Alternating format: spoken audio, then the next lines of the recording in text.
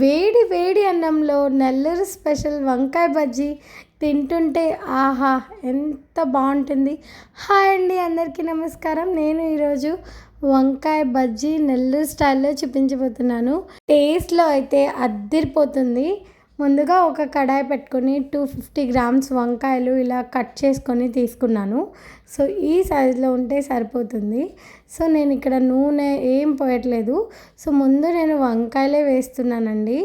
మీ టేస్ట్ని బట్టి పచ్చిమిరపకాయలు ఇలా కట్ చేసుకోవాలి. సో నేను 10 వెల్లుల్లి రెబ్బలు, అలానే ఒక ఆనియన్, 2 టొమాటోలు ఇలా కట్ చేసుకొని వేసుకుంటున్నాను మొత్తం అన్నీ. ఈ స్టైల్లో వంకాయ బజ్జీ చేసుకుంటే చాలా కమ్మగా ఉంటుంది.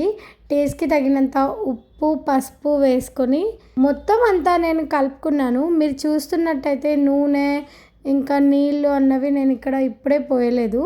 సో టొమాటోస్లో వచ్చే నీళ్ళు అన్నవి సరిపోతాయండి. సో మూత పెట్టి ఒక్క 5 మినిట్స్ నేను కుక్ చేసుకుంటున్నాను. 5 మినిట్స్ తర్వాత మూత తీసి చూస్తే 5 మినిట్స్ అండి, ఓన్లీ 5 మినిట్స్లో మన వంకాయలు అన్నవి మంచిగా మగ్గిపోతాయి. నీళ్ళు కూడా పోయలేదు. సో ఈ స్టేజ్లో నేను నీళ్ళు పోసుకుంటున్నాను.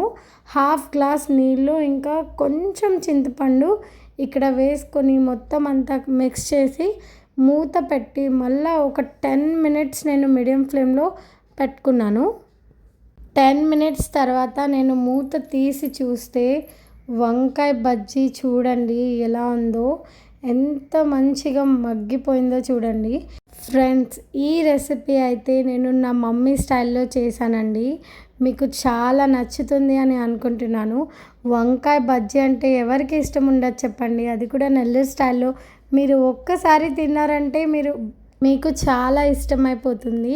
సో తప్పకుండా ట్రై చేస్తారని అనుకుంటున్నాను. సో మీరు ఇక్కడ చూస్తున్న విధంగా అయితే నేను ఇలానే మ్యాష్ చేసుకుంటున్నాను.